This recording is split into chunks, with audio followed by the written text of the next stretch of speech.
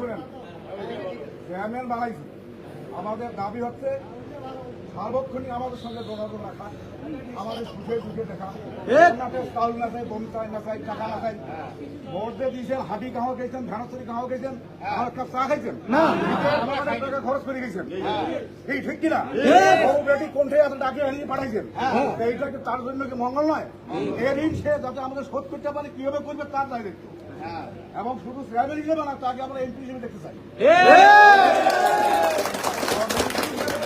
যেভাবে চলা দরকার সে তো সেভাবেই চলে। ওনার তো আর আমরা পারিব না, উনি অনেক বড় শিক্ষিত। প্রতিদিন আমি আর বন্ধ তবে আপনি গ্রামে পলিটিক্স করি কম আর বেশি, এই বললাম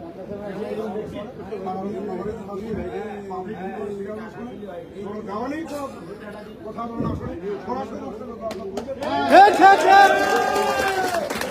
কামের কাম কথা কইছে রে, কাম হয় সমস্যা নিজের।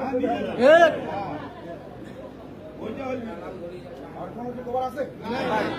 আর ওই যে কাজী মোড়ের মাদ্রাসা আর মসজিদটা আমি দেখাইলাম, পুকুরটা ওইটা তো ভরা কিন্তু সরকারের অনুদান থেকে ভরা করে আবার ময়দানটাও পাশে নিয়ে গেল, জায়গাটা মার্কেট তার একটা মাদ্রাসা উন্নয়ন হবে, এই জনকল্যাণমূলক কাজ তো আর তারাই হচ্ছে।